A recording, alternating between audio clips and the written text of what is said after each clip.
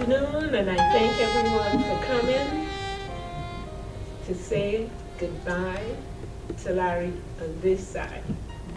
This is it for Tampa until he goes to Virginia. But I would like to say a few things about Larry. I've known Larry a long time, over 40-something years. Larry has been, to me, a very quiet person.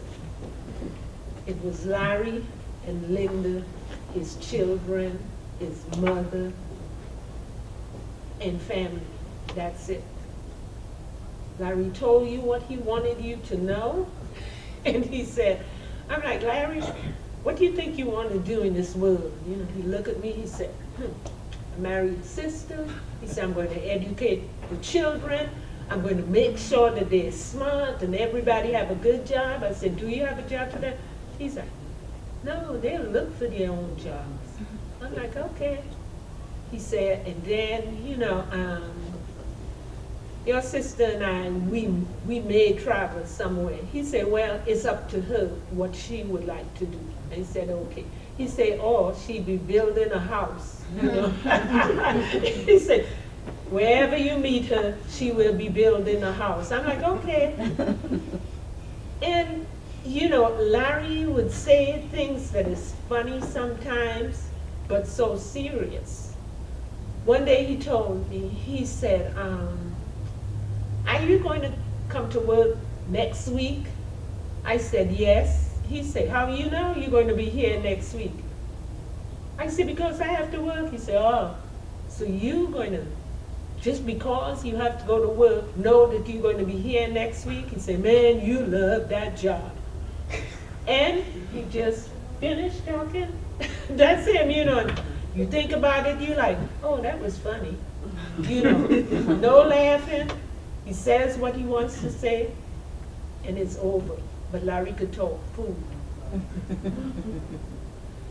I think if I had the talent, I would have made a wreath with Church's chicken boxes. Larry loved Church's chicken. When he visited Linda, he would come straight from work, come to my mom's house. He have a box of Church's chicken. And she would always leave food for him. But Larry would eat her food, and later on he would eat his Church's chicken meticulously. And I used to like to see him eat it. He'd take the chicken, he'd look at it, take a piece, Larry would chew that chicken. And you know, I said, Larry, are you going to be through eating? He said, I'll be finished in a minute. I said, okay, but it wasn't a minute. He would eat his Church's chicken. That was a religious thing. And he also had a bag, and my mom thought that he had a soda in the bag. He would come in the evening with a box of chicken and the bag with the soda. That's what my mom thought it was. So one day, she said, be careful before you throw his juice down. Rashida, my little girl, said, cry, Mommy. That's a bear. Mommy said, shh, hush your mouth. That man does not drink beer. Hush your mouth. Go on, Mommy. That's a bear. Uncle Larry is drinking beer. Larry has his beer to the side there and his box of chicken. Up to now, my mom never knew. She was just telling Rashida, she said, Rashida, that's not nice. Your Uncle Larry is an adult, and you don't talk like that to him. She said, but Grandma, it's a bear inside you. She said, no, okay? That's a soda, that's his juice inside him. Did I correct him? No, I just left that. So, you know, my mom would tell you he had the box of chicken and his juice. So if she said so, I want you to know it was a bear. And if you ask his Rashida, she would say it's a bear.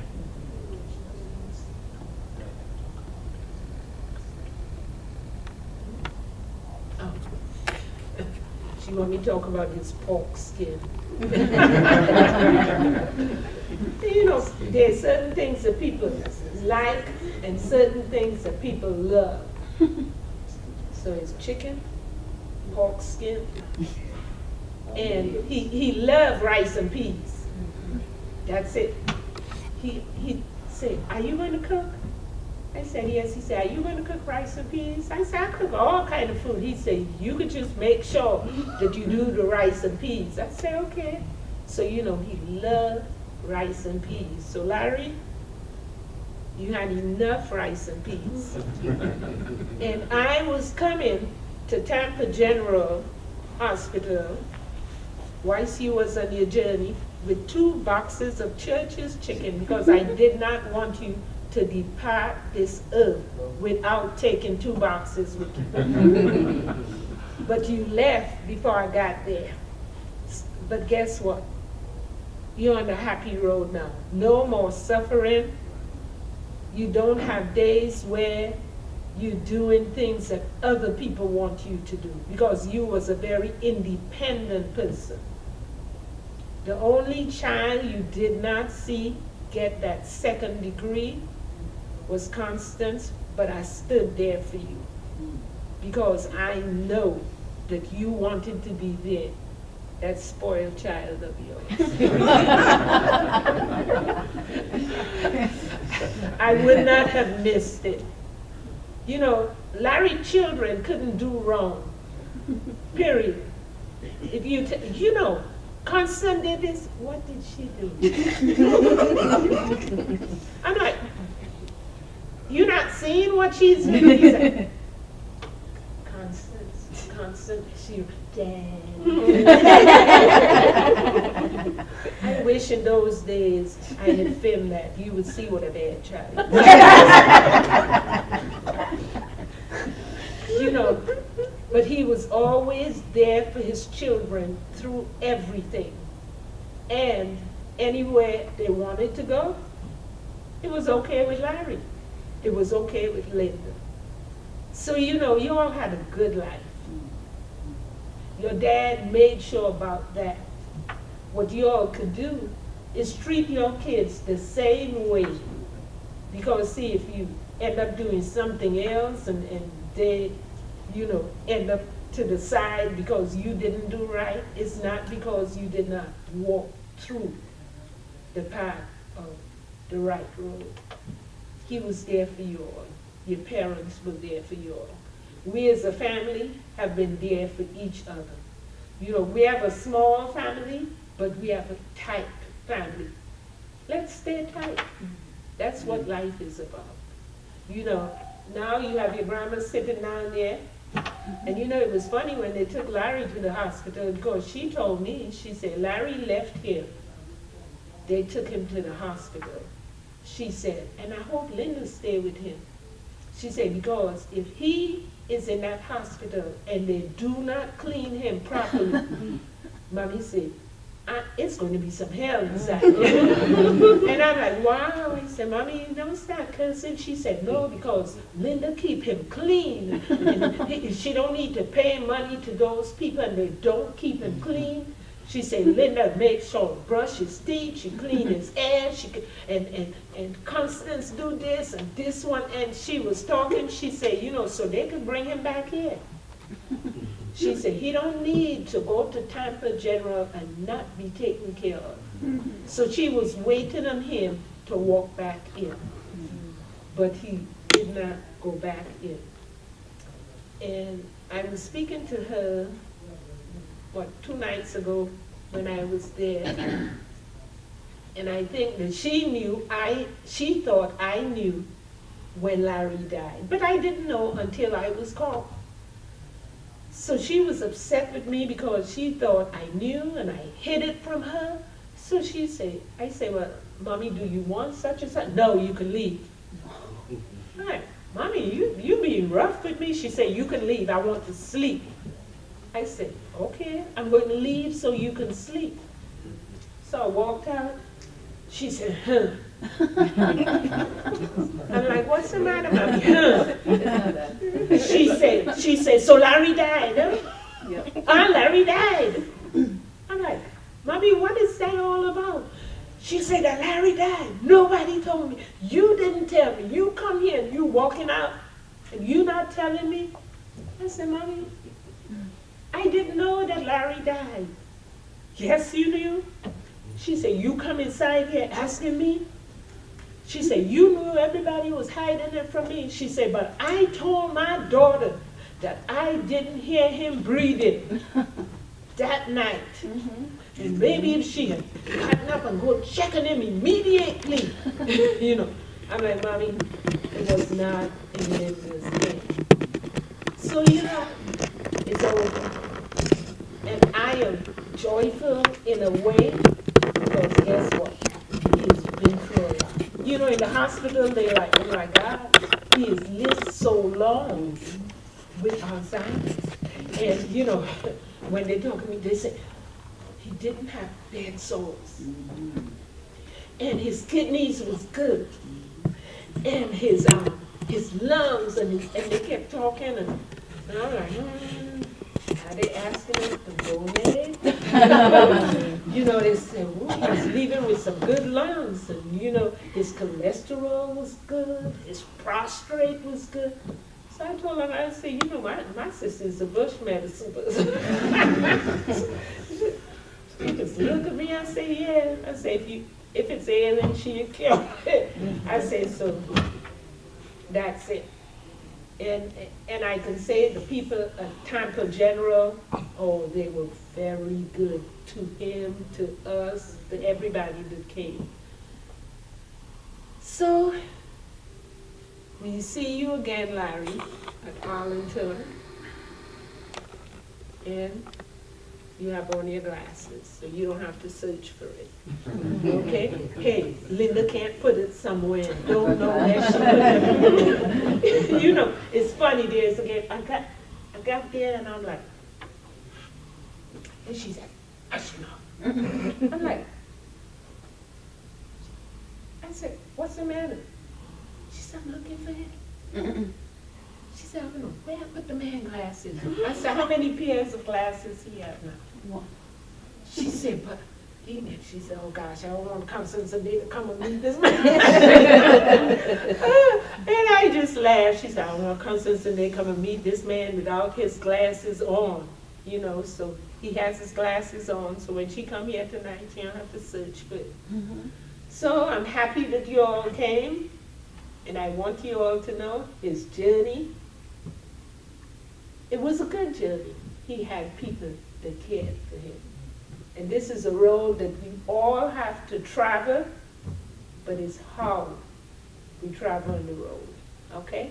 So love you all. God bless you all. Wherever you're going back to, be safe there, okay? One more. I just want to say something also. You all have excellent family structure. There is no turning back now. You cannot undo what your mom and dad and all of you did. So God put Larry and Linda together. There could not have been another combination to do what Larry and Linda have done. And I talk about your mother and father a lot because of the good things they have done for all of you and for the community. And there's no turning back now. You had good family structure and you will continue to do it. Love all of you. Thank you. Here on down.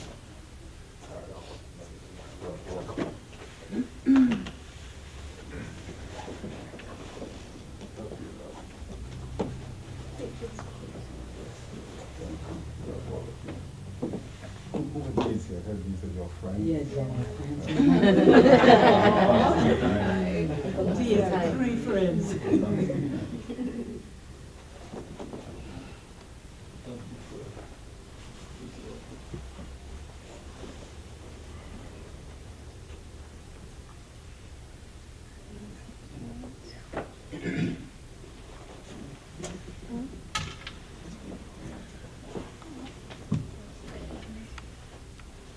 First of all, I have to send a very heartfelt thank you out to everyone for coming to participate in this with my father. We all know that family is everything, and we have a very tight-knit circle, like Auntie was saying, and it's really important to me, I think, to just say thank you on behalf of my family for everyone coming to this, and just knowing that my father was able to touch so many people during the course of his life and influence so many and be such a mentor to so many people is really moving for me. And it's humbling to sit here in the presence of a man who I've always looked up to as someone who means everything to me, and I know means everything to our family. And the example that him and my mother have set of what love is and what love should be is unprecedented, in my opinion. And to see how my mother cared for him and how he cared for his family, I think is a great testament to what true love is. I can remember many times with my father, just spending time talking with him, and as Auntie was saying, he had a way of saying a lot with a very few words. My father was a very deep person. He was a thinker. And when he said something, you better believe it was well thought out. He wasn't an impulsive person. He was a very meticulous, planned person. And everything that my father did, I believe, over the course of his life, he had imagined at one time, and he was able to follow a divine wind to make sure that those things happened in his life, and those things happened for his children. And my father's journey through the Air Force was amazing. That example he created for us in getting up every day and putting on a uniform and doing what he was supposed to do the right way all the time cannot be matched. There's nowhere else we had to turn to figure out what the right thing to do was. We could look right at our parents and always see what true love was. We could always see what hard work was. We could see what dedication was. And so it just humbles me to have the opportunity to have known my father, and I know that there are a lot of people who don't necessarily get that opportunity, and I'm so proud of what my father is, and I'm proud of the memory he leaves. There is no amount of sorrow that can fill the void that he has left on this earth, but I believe that his children, his wife, his extended family, and all the people that he has touched over time can certainly attest to the fact that his time on this earth was in no way, shape, or form mistaken. My father had a purpose, and his purpose on this earth was served. And as he moves on to his next journey, he is in a place of true, beautiful peace. My father is resting now. He's not struggling. He's in a place where he's happy, and he's in a place where there are people surrounding him, and he's in a place of true peace, like none of us know. And when my father left this place, I believe that he won. He did not lose his battle with Alzheimer's.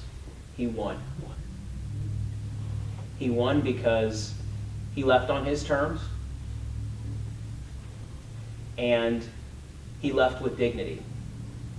He lived with dignity. And so, although I stand up here and try to humbly discuss what his legacy was, you will see it in all of us, and you will feel it in your hearts, because if you had an intimate moment with my father and had a chance to get to know him as a person, then you knew that he was a person who cared deeply about human beings. And he cared so deeply about his family. And my mother is not able to be here right now. She has asked for her own private time because everyone mourns differently.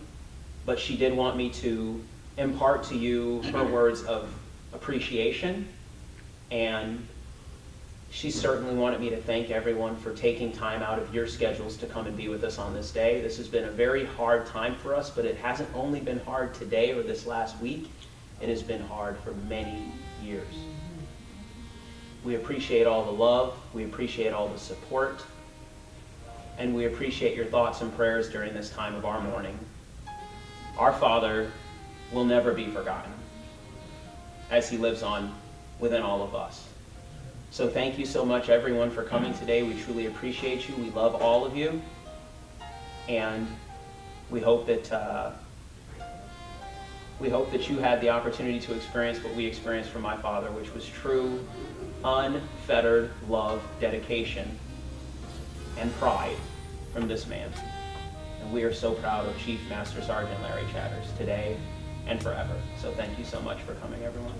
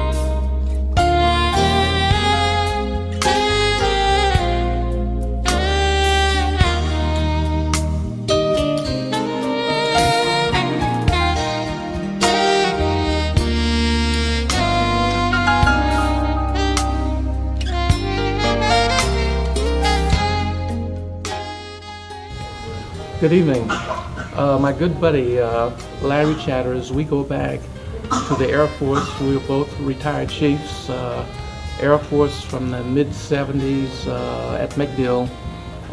Still maintained contact throughout the years, traveling throughout the world.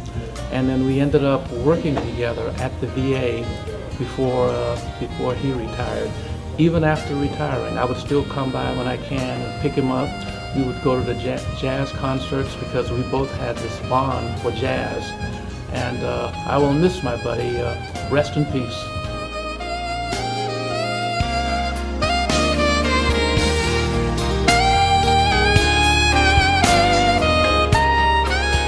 Well, husband, this is the last goodbye.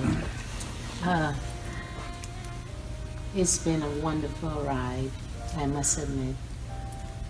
And when I say a ride, I mean how many times you'll be driving me places you don't want to go. You'll be getting lost. I'll be fussing. But it doesn't matter because you say, well, Linda, we're just sightseeing.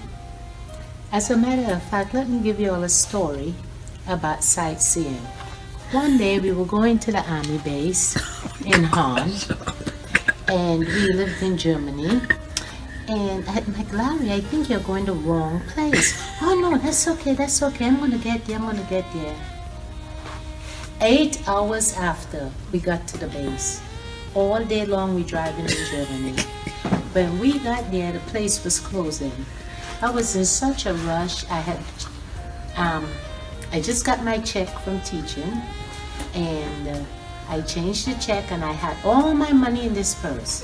Now here it is along with my passport, and I normally never travel with my passport, but I just took it in case I needed to change the money. So we got in there and they're closing up and they're like, oh, hurry, hurry, hurry. So I went to the restroom, hung my purse up, left my purse in the place. So on the way home I says, oh my gosh, Larry, I forgot my purse, but the place was already closed. So there it is. From 8 hours driving to get back home, it was 45 minutes. Oh my gosh, well, what could I say? I can't say anything because, you know, he's driving. So anyway, what do you know? Early next morning, phone is ringing, someone found your purse. And I was able to go back, get my purse, and everything was in it. And I truly attribute that to every time I find someone anything, I always turn it in. So I was very happy about that. That's one of the stories with my husband. But we always had a good time. He always, when we going on a vacation, he always have to pack the car. The kids know how they have to sit down. He have to put the things in the back of in the trunk. It have to be, how I should say, everything have to be equal for the weight in the car. And then we have all the food up in the middle, and he strategically put that there too.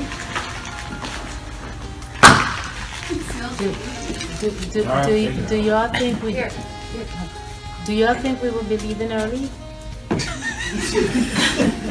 Well, Daddy, I must say you are still the coolest man that I know, and the fact that you were able to be such a easygoing person, so intelligent, so kind, and so thoughtful has certainly shaped all of our lives in a very unique way. And we appreciate everything that you've done for us, and we appreciate the example that you have set for us.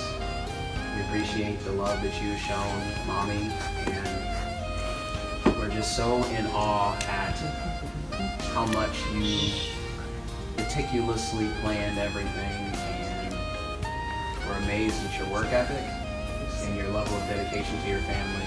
And we will work as hard as we can to keep that level of dedication going in the future. And as I sit here and I look at you in your uniform and understand just how perfect you always wanted yourself to be, you absolutely look perfect today. And I think there's no other way that you could have taken that final journey.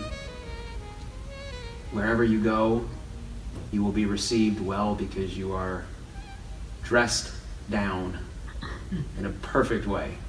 And we are all going to miss you dearly, and we will always remember all of the things that you taught us and everything that you have meant to us.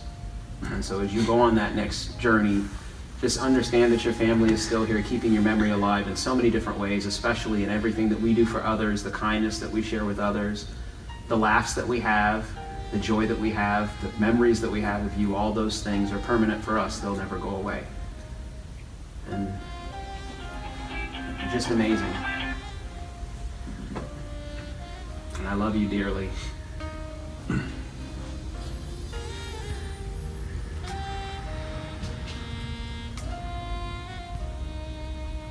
tomorrow the sun will shine again, and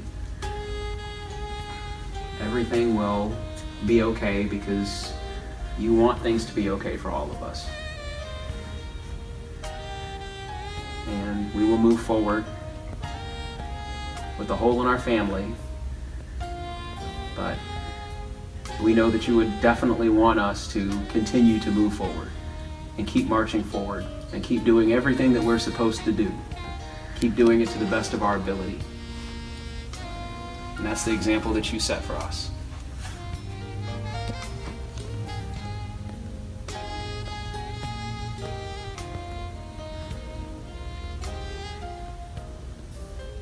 So this isn't goodbye.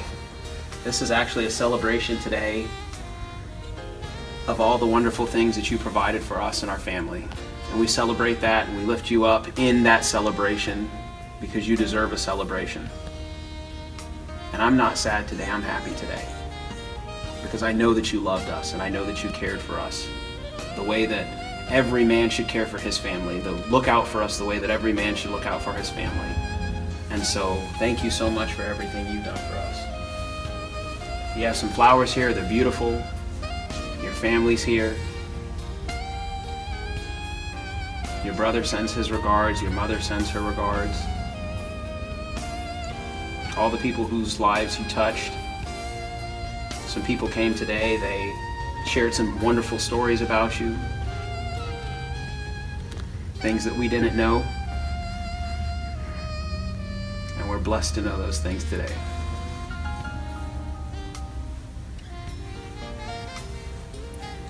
So wherever you are, driving down the road, enjoying your music,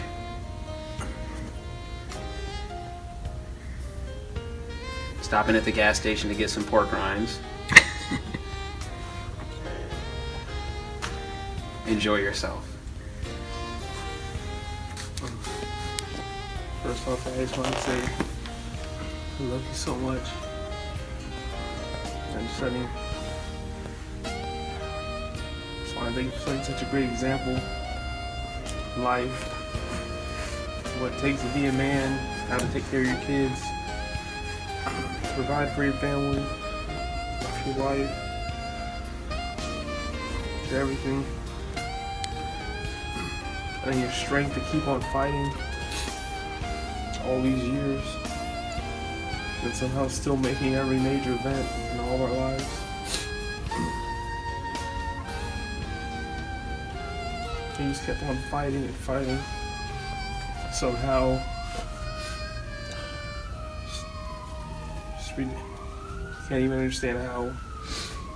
But it's just, you learn so much and get through anything.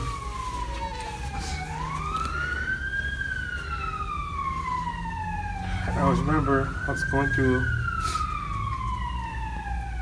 ROTC and I had a really tough day and I got grilled. I got grilled so bad and I called you and told you what had happened. And you said,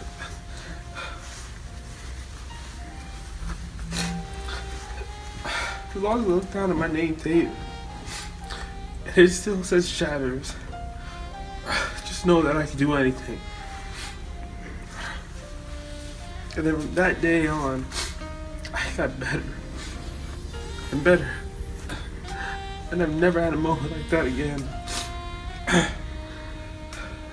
And now I'm looking at both of us with both of our name tapes on, just knowing that the example you said, I have so much more to keep pushing towards.